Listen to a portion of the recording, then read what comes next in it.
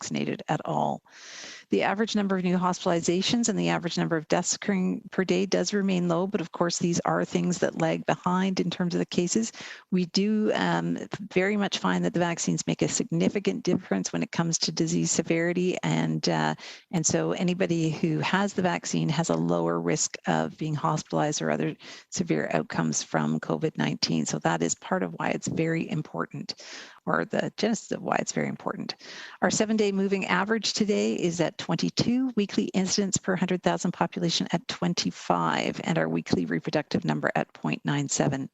We have 7 active outbreaks that are going on with no new outbreaks to report today. Our percent positivity amongst the test results as well is showing early signs of an increase, currently sitting at 2.4%. So as I said, those indicators of an early rise in the COVID activity in Hamilton. From a vaccine perspective, as you heard from the Mayor, we're sitting today with an estimated 77.2% of Hamiltonians 12 years of age and over having had their first dose to date, and 67.8% 12 and over are now fully vaccinated. So that means there's 364,436 people in Hamilton who are fully vaccinated. Tremendous progress, 746,000 doses overall that have been given out. And of course, as you heard from the mayors, we're progressing towards the end of summer, unfortunately, but that means a return to school for students, for educators, for all those who work in school settings and universities, colleges, but also for all of us, a return to inside. We definitely have a clock ticking here with our vaccine coverage and wanting people to get vaccinated with both first and second doses as soon as possible. We're also, of course, concerned that our vaccine coverage isn't equal in our community. We know that according to age, there's a difference in terms of vaccine coverage, with those who are younger, youth and young adults having a lower vaccine coverage than those who are older. Certainly that's a function of time and the fact that for those older age groups, they have had more opportunities to get vaccinated. But we also know that there are some differences by a geographic area within the city as well. And so part of what you'll see with the work that we are doing is looking at where in the city can we target those clinics, can we target even more closely as we go forward. And you'll see more about that at the Board of Health meeting on Wednesday. It's the vaccine, when you look at the data that comes out of Public Health Ontario, it certainly bears out this whole piece about the protection from the vaccine. As of July 24th, which is the last update we had from Public Health Ontario, out of the 17,210 COVID-19 cases that have been reported in Hamilton since December of last year, which is when the vaccine first became available, only 0.5% have been fully vaccinated individuals, 4.4% in partially vaccinated individuals, meaning that over 95% of COVID-19 cases have been in those that are not vaccinated. As I said earlier, very important to remember too that the likelihood of becoming seriously ill or dying is significantly higher in those who have not been vaccinated compared with those that are fully vaccinated. And when we're talking about this Delta variant, it is that full 2 doses that is most important to get good protection. So you'll see, along with all of our healthcare partners here in Hamilton, there's a continued push to increase vaccination rates across all parts of our community. One critical part of that is to accelerate second doses for those who have already had their first dose. And so anyone who is 28 days past their first dose of COVID-19 vaccine is asked to please come on out for a second dose as soon as possible. You can do that by booking an appointment if that's the most convenient way for you, or just walking into any one of our large-scale clinics, any one of our mobile clinics, and several of our pharmacies and others, along with the David Braley Health Science Center, offer walk-in vaccinations as well. For those of you who may have gotten a text message or an email from ourselves, from Public Health Services in Hamilton, or from one of our Hamilton healthcare partners like St. Joseph's Hospital Hamilton, who've been helping out with these calls, please do pay attention to those texts, those emails. We're trying to get out to about 22,000 people who still have second doses in the system. We are in the process of turning those over to the Ministry of Health. And once the Ministry of Health has tried to reach out to all of those who still have a second dose booked after August the 29th, those appointments will be canceled, particularly because our large-scale clinics are closing down through a very careful and measured approach. And so they will be canceled, and then people will, of course, have been left either through those texts, emails, or otherwise a way to call and book an appointment, or of course, just walk into one of our clinics. There is abundant supply of vaccine. There is choice in terms of which vaccine people may want to receive. We have both Pfizer and Moderna vaccine, so people are able at most of our sites to get either of those vaccines as they choose. And of course, as the mayor has said, we have our large-scale clinics, we have our mobile clinics that are out in the community. The ministry has been helping us with clinics, bringing out their resources. We may well get their new bus that they've implemented as well to come out and help us with them. And of course, there are the 2 primary care-led clinics that continue on in our community. So while we're going through this stage, of course, following public health measures remains really important in this stage. Mask wearing, keeping distance if you can't wear a mask, and continue to wash your hands, stay home if you're sick, are all very, very important.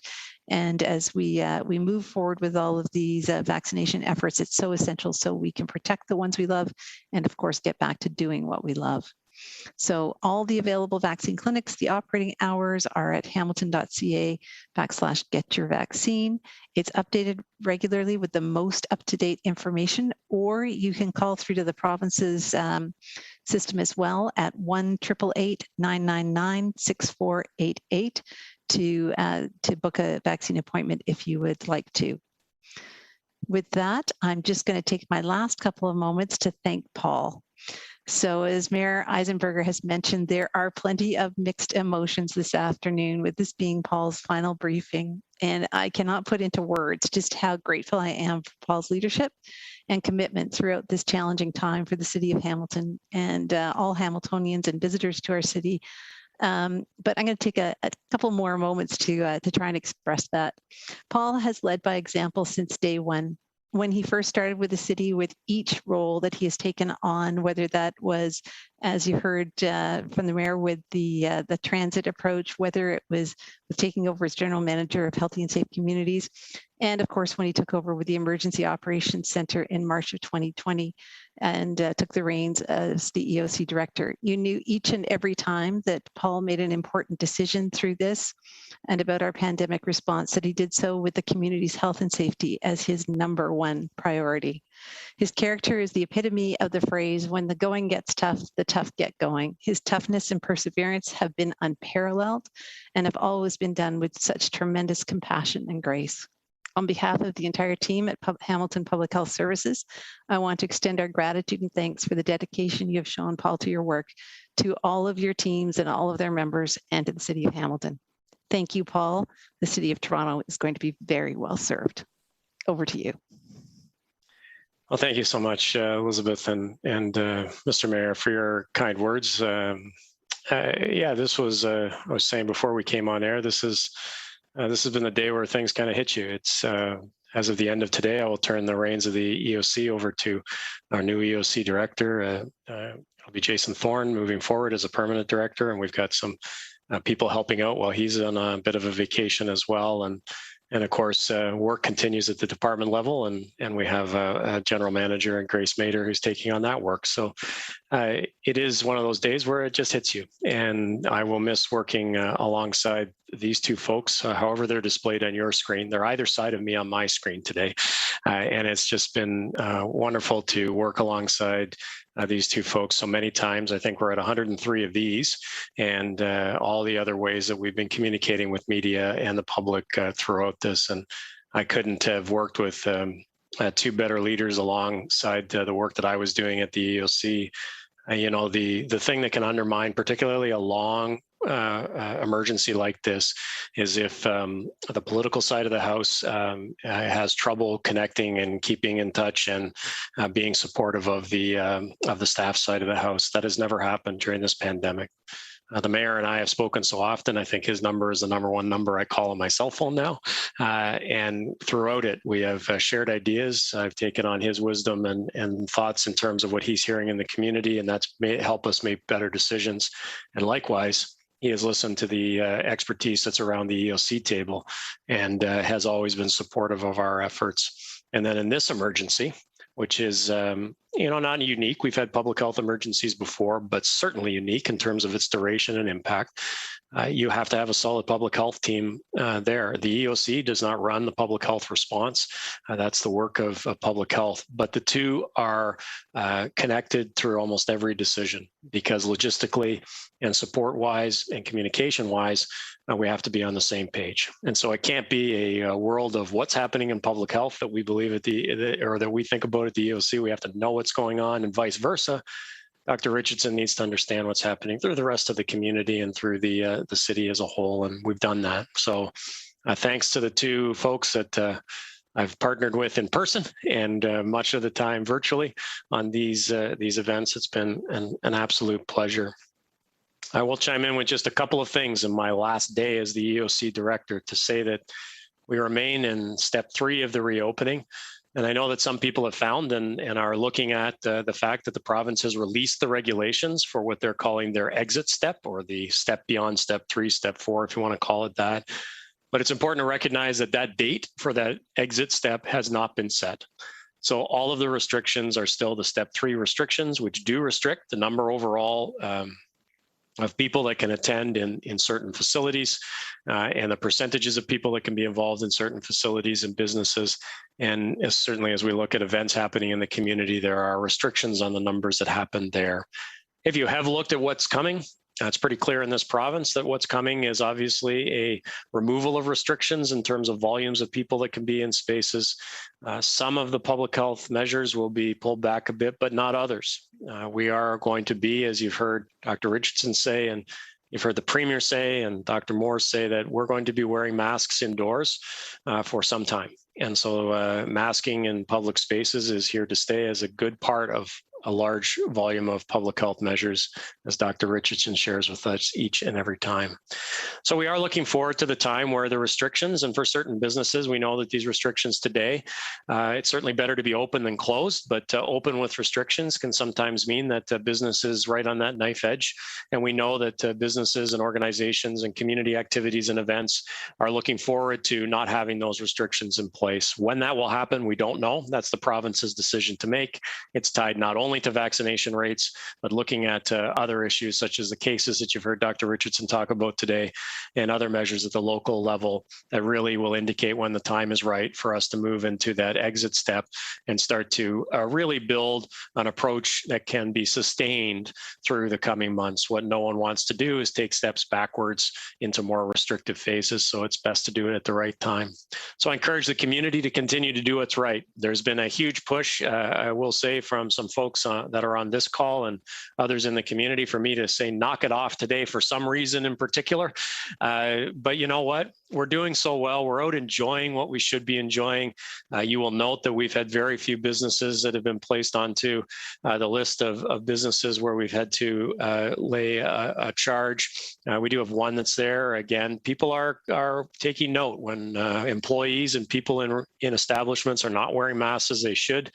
Obviously, that's generating complaints, and we have one of those there. But by and large, given the volume of activity that's happening in our community now that we've moved into step 3, we're not seeing those charges laid. The charges we are laying are about the normal things that would happen in summer, in particular around our waterfalls. So people are figuring out ways to get out and do the things they want to do and do them safely. We've had, events at Tim Hortons Field with our Forge football team, the football that you kick with your foot around, and we're heading forward, of course, to Labor Day, where we'll have the other football team on the field as well. And all of those things are good. They're being done well, and I think today it's going to be more of keep it up instead of knock it off, because I'd like my parting words from an EOC perspective to be keep up the work every time we take a step forward. Do everything that we can do in that step and embrace that, but don't go looking for the things we can't do yet. And if we need to keep those masks on in indoor spaces for a little while longer, let's do it. It's not that big a deal. If we need to always be washing our hands and using sanitizer, that's going to help us when it comes to flu and colds and all sorts of other things when we finally knock this COVID-19 on its rear end. So all of those things are what will help us continue to make strides in this community. And for my final words in terms of the EOC director and being on these calls, I do want to thank a couple of groups. You've heard me talk about my colleagues that have been on these calls. I want to extend that to all of council, who has been extremely supportive of the work that Dr. Richardson and I do, and our colleagues at our respective emergency tables. I want to thank my colleagues at the City of Hamilton, all 8,000 of them. People have heard me say this before, an EOC director, an EOC management team, which is 19 individuals at the City of Hamilton. We are only as good as the people who then go out and execute and implement the things that need to be done to keep this community safe. It makes no difference what Paul Johnson says on a daily basis. It makes a huge difference what our team goes out and does on a daily basis to keep us safe.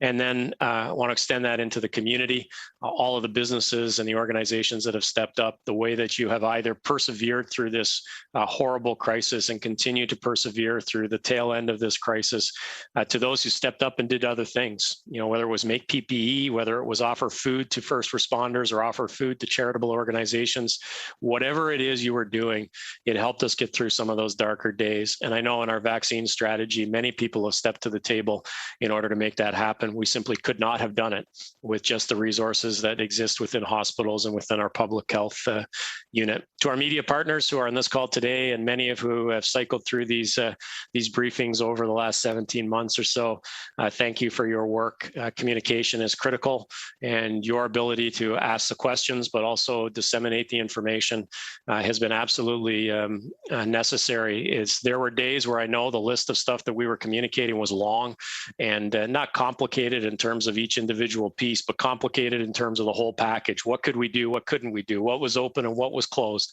And you've done an absolutely fantastic job of keeping this community informed as best we can with something that's as long lasting as this. Bill Custers and the team here at Cable 14, Clear Cable that helps out, and all the other media partners that have simulcast these over the years, over the time.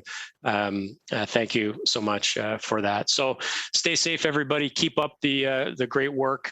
There's a team here that is going to maintain every level of vigilance that's necessary and deal with every crisis and flare up that happens along the way. And I look forward to being in this community, continuing to enjoy more and more events myself, and look forward to the work that will continue to happen here at the City of Hamilton as I go and start new work and exciting work with the City of Toronto. Thanks very much. And with that, back to you, Mr. Mayor.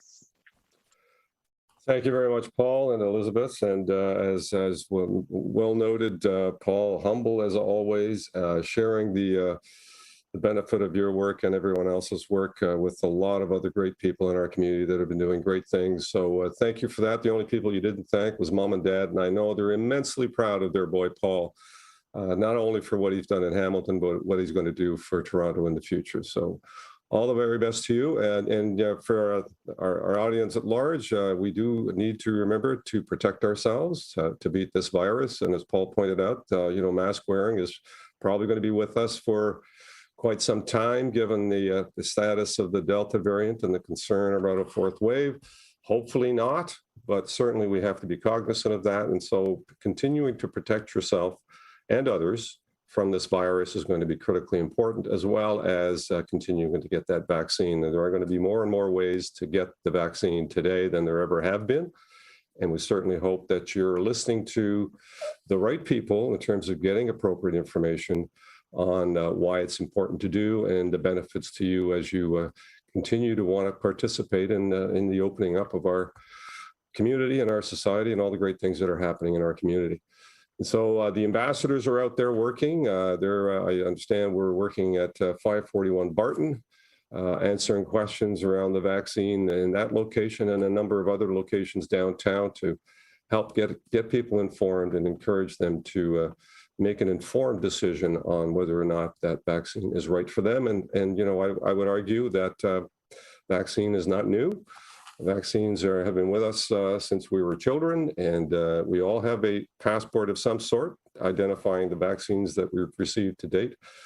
This is another important vaccine that I think you need to turn your mind to for those that have not yet been vaccinated or haven't completed their vaccine series. On that hopeful note, let me turn it over to Jasmine for some questions from the media. Jasmine. Great, thank you, Mr. Mayor. We have 3 media joining us for the briefing today. We'll start with one question and one follow-up for everybody. Our first question goes to Emily Taylor from CHCH News. Emily, you can go ahead. Hi, everyone, and happy last day to Paul Johnson. If I can just clarify something that was said at the beginning of this briefing, I believe Mayor Eisenberger had referenced as September 3rd as sort of the new date to look forward to for maybe leaving the stage 3 and to have those vaccine levels up. But then later, Paul Johnson sort of mentioned that there was no set date in place for exiting step 3. Can you just clarify if there is sort of a self-imposed deadline for getting these vaccine rates up, or what that September 3rd date indicates? So the province has not just yet indicated when they will take the province into the exit step. So we're still awaiting that. The earliest it could have happened was Friday. That was 21 days after we moved into step 3.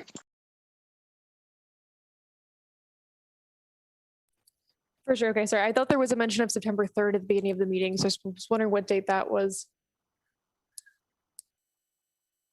Anyways, okay, perhaps I misheard. Then turning to Dr.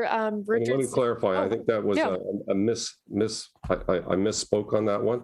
I think I read September 3, and it was actually step 3 that we would come out of if we got to 80% residents 12 and older vaccinated first dose and 75% vaccinated second dose. So I misread that, or misreported it to you, and that was my mistake.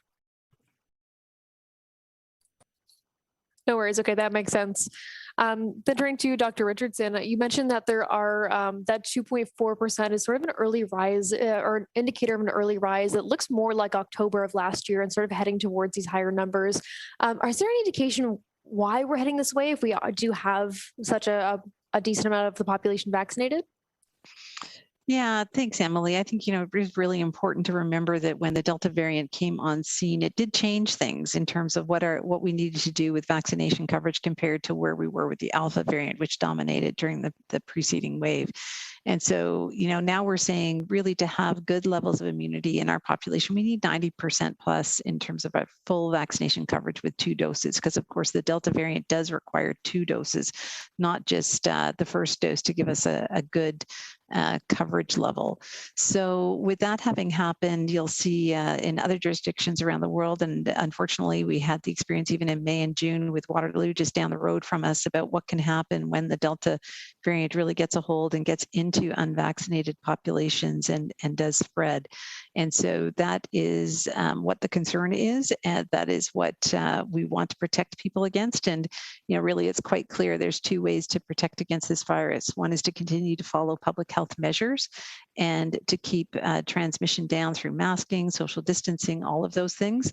And the other is to get vaccinated. And of course, vaccination is the one that is most definitive in that way. And although there is still some risk of transmission when you are vaccinated, and that's why the masking continues to be recommended as we go forward.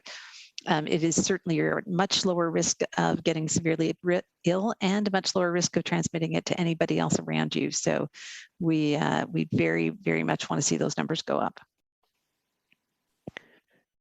Great, thank you, Dr. Richardson. We'll go next to Sebastian from CBC Hamilton. Sebastian, you can go ahead. Hi, thank you, Jasmine. Sebastian from CBC Hamilton here. I wanted to ask, happy last day to Paul, by the way.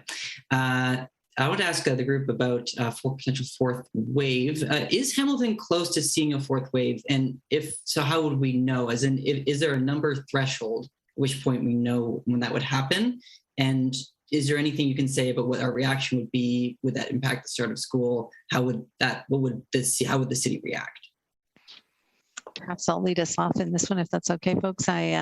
Just when it comes to the 4th wave, not unlike waves before us, what we're looking for are those early indicators of a rise in the number of cases, and of course in that % positivity amongst our tests that are done. And then, it's watching that to see where it goes. We know with our last wave, we had sort of these little peaklets, as my colleagues called them, as we went up. And so it did take some time for those numbers to rise, and there was some ups and downs along the way. And what we were looking for was the trends over time to see what happened. And so that's, again, what we're looking for, is we see this very slow level of rise happening right now. In terms of thresholds, there's not really a threshold. It is, what is the continued pattern?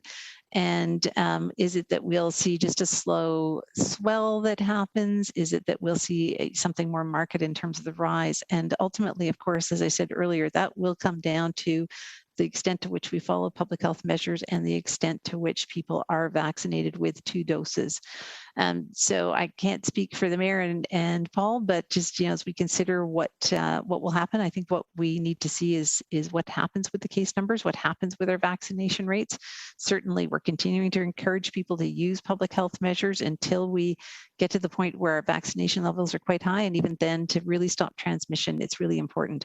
We know that variants only get generated when you have transmission going on. That's what causes them, is new viruses coming about as there are higher case rates. And so we really want to see those go down. I can add to that as well, Sebastian. I mean, we've come a long way on this journey with COVID, and we have made a very, very strong point of following the science in Hamilton, very, very exclusively, quite frankly. And we're not going to stop doing that. So, if the science says that we need to pull back here in Hamilton for whatever reason, because the positivity rate is higher or the case counts are moving in the wrong direction, then, we're going to advocate for those steps. That may mean, a tightening up of some of the restrictions that we're talking about, but nobody wants to be there. I think what we want to encourage is for people to continue to protect themselves and others, that masking is still important, and indoor, physical separation still important. I was pleased to be at the Honey Badgers game the other day with the First Ontario Center vaccination site fully operating, and most people were doing what they were being asked to do, which was wearing masks. It was almost exclusive, certainly in the concourse area, and unless they were eating or drinking, they were adhering to those very important kind of masking rules, which I think we want to continue to encourage people to do. As long as there's that concern out there, that's something that will continue. And I think Paul mentioned it just a little while ago, that the expectation is that masks are going to be with us for quite some time, until we can safely say that it's no longer a concern for continuing spread in our community, or we have vaccinations up to a degree that we feel that herd immunity is where it needs to be. But following the science is going to be where we're going to be now and into the future. And so we'll follow whatever recommendations the medical opinions and the experts tell us are going to be needed to protect our individuals in our community and our healthcare system. Great. As a follow-up on that, Dr. Eisenberger mentioned earlier that, Dr. Richardson, mentioned earlier that the vast majority of cases are people who are not vaccinated. What is the city doing that is different up until this point to kind of reach that final group of people who haven't been vaccinated, whether it's people who don't have access to the internet, maybe they're in shelters, maybe they're vaccine hesitant? What efforts are underway right now? Thanks, Sebastian. Yeah, there's a whole lot of work that's being done by a whole lot of people around the city to make sure that people have access to the information they need in order to both understand about vaccination, understand where they're happening, and get their questions answered if they need to. So we are working with a whole collection of community agencies and getting the information out everywhere from Hamilton Centre for Civic Inclusion through business improvement associations, through numerous groups, counselors' offices. Everybody is trying to distribute information. We've got flyers and information translated into many, many different languages. Great shots I saw of one piece that was going on in one of the social housing buildings with little folders up on the wall with all the different languages with the materials translated in them so people could access them within some of these housing units. So there are lots of efforts out there to get information out. We know our primary care physicians here in our community, our practices, are calling around to their patients to ask them about their vaccination, to ask them if they need any more information. Certainly that's one of the things we've heard from folks, is that, you know, often they have questions about their own particular circumstance medically that they want to discuss. And so it's really important for them to talk with their family doctor or somebody that they know that's a health professional. One of the other things they can do is remember there's nurses and doctors in every single one of our clinics, and they are more than happy to talk with you if you have any questions. If you're coming into one of our clinics or you just want to drop by, now that we're completely drop-in, you can drop in, have those questions answered, and make a decision as you go. We're also looking at really targeting our mobile clinics. So you've seen them around all of Hamilton. Initially, we were really focused on getting out to our further outlying areas to make sure that they had access to immunization. More so, they have been targeted lately to those areas of the city that have lower vaccination coverage to make sure there are opportunities right nearby for people to get vaccinated. And we're working with our teams on this work. There's family doctors and our public health nurses, as well as our vaccine ambassadors, that are going to be working together to consistently stay in those areas and continue to reach out to people about vaccination. All of our healthcare partners as well, they've been looking at adopting an approach where every time they make contact with somebody, that they ask them about their vaccination status, ask them if there's anything they need. And our social service agencies, community agencies have a modified tool for them to do that as well. And they can answer questions, help them to book a vaccine, you know, make them aware of any of our clinics that are open for them to come to. And we've had some adjusted hours as well going into the evening, and we'll continue to look at it as we've got these teams out in these areas about what more do they need to do to help get the word out, and most importantly, help get needles into arms. Great, thank you, Dr. Richardson. We'll go next to Joanna from the Hamilton Spectator. Joanna, you can go ahead. Hi, thanks so much for the questions. And I want to wish Paul well on his last day. We'll miss you. My first question is for Dr. Richardson. Are you confident that Hamilton can meet these vaccine thresholds that the province has set? And what is the time estimate of when we'll get there? Do you have an estimated date of when we might get to those thresholds? Yeah, thanks, Joanna. You know, I think absolutely Hamilton is going to get there. It is a matter of time, as you say, and that's what we've seen consistently in each of the age groups going forward. The numbers continue to rise, going up slowly. Indeed, we saw a very quick rise initially, and then it's kind of a steady rise, and now it's a slower rise for our different age groups as we go forward. So over time, we're going to get there, absolutely. We'd like us to get there more quickly, as we've talked about, and for the reasons that we've talked about. I do think it's going to be at least, you know, a couple to 3 weeks before we get close to those thresholds that the province has set out for the full province, 80% first dose plus, no health unit below the 70%. But we really want to make sure that we are, you know, hitting that 75% two-dose coverage across the community in every part of our community, because we don't want any part of our community to be left behind, any group to be left behind in this vaccination program. And of course, as you've heard me say earlier, we really know, as you've heard from Dr. Kieran Moore as well, that 90% plus target is really where we all need to be reaching for. Thanks so much. And my next question is also for you.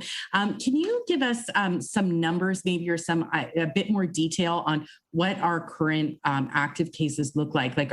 What is the percentage that are unvaccinated versus vaccinated? Like, how many breakthrough infections are you seeing? And do you have any idea of what it looks like at the hospitals? Like, are those breakthrough infections? Are those unvaccinated? Like, if you could give us some more detail. Thanks, Joanna. Absolutely. No, this is a piece that people are interested in. And we did the full analysis just a little while ago in terms of the number of cases that were unvaccinated. You saw the piece from July. We're going to put together some more stats over the next few days and get those published for you in terms of what's there. Needless to say, most of our cases continue to be in those that are unvaccinated. Absolutely. But we'll put together something a little bit more precise over the next few days, and you'll be able to have access to that then. Great, thank you, Dr. Richardson. We have a bit more time, so we will go through for one more question for everyone. We'll go first to Emily Taylor. Emily, if you'd like another question, you can go ahead. Yeah, I'd actually just like to follow up on the question that Joanna had asked. If, assuming that this is sort of the rate that we're going to stay at for vaccinations for those second doses, at what point would is there a date that we would actually reach that threshold? That's either that 70% threshold or that 75 that would push us past into step 3. Are you able to sort of give us a date? Let me take a peek and see. One of our epidemiologists, Catherine Holtz, has been making those projections. Let me see what the most recent was, and I'll come back to you with that. All righty, we'll go next to Sebastian. Sebastian, if you'd like another question, you can go ahead. Sure. Question again for Dr. Richardson. I noticed that Hamilton's vaccination rates among 18 to 29-year-olds seem low, especially compared to cities like Toronto. So what are they doing that we aren't, or what is going on there that's different? Yeah, thanks, Sebastian. You know, we do know that our vaccination rates are lagging behind some of our major comparators and other of the big cities.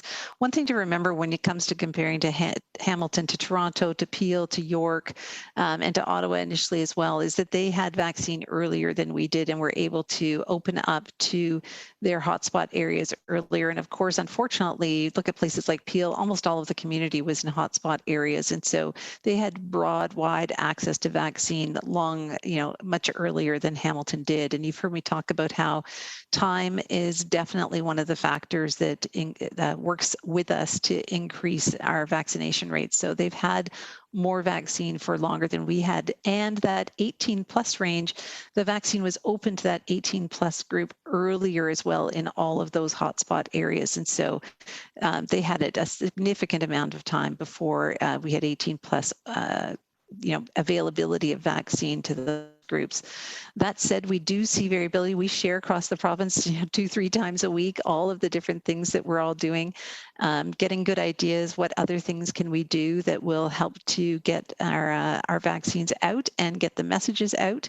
We do know that often, there's people in our community for reasons from a social determinants perspective. They have other things that they're thinking about and wondering about, and so that's where we're going out and trying to help them to get access and get information as well as they possibly can. Some people at this stage have other things that they're doing, preparing for going back to school, going off to school for the first time, or maybe busy at other things. We do hear that from some that people don't want to feel unwell as they're heading into these final weeks of summer.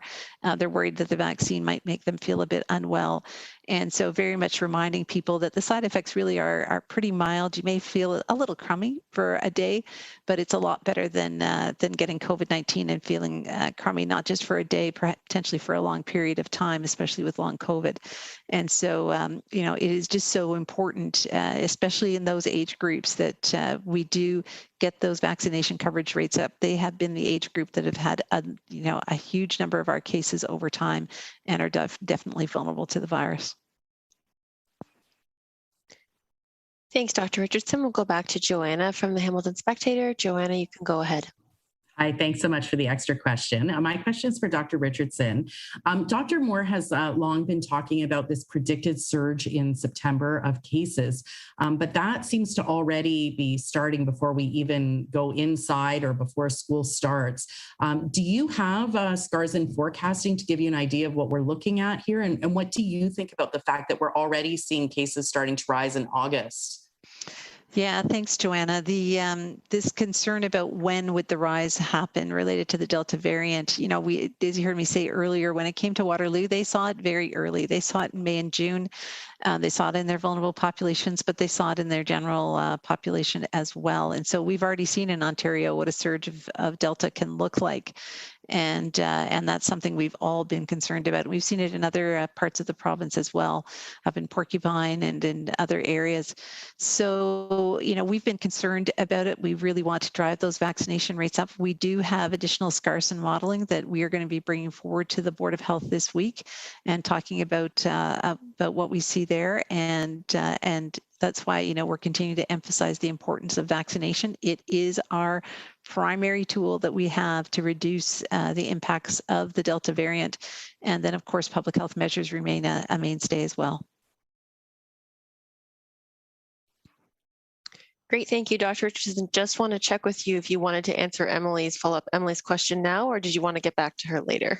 Jack is working on it, as am I. I'm just going to take one last peek. If you'll give me a moment, Jazz.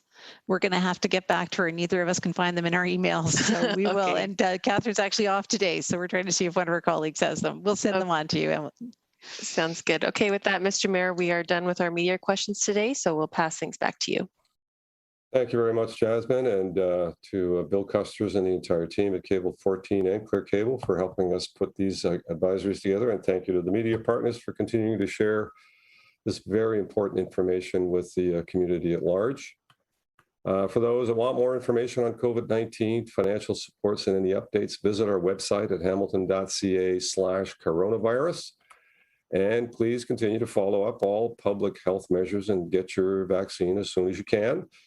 You can find the latest information on the city's website at www.hamilton.ca/coronavirus or by following us on social media.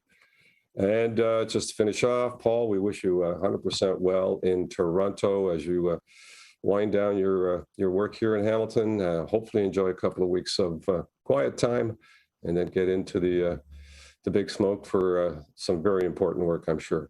Thank you all for joining us today, and our next media briefing will be Monday, August the 23rd at 3 p.m.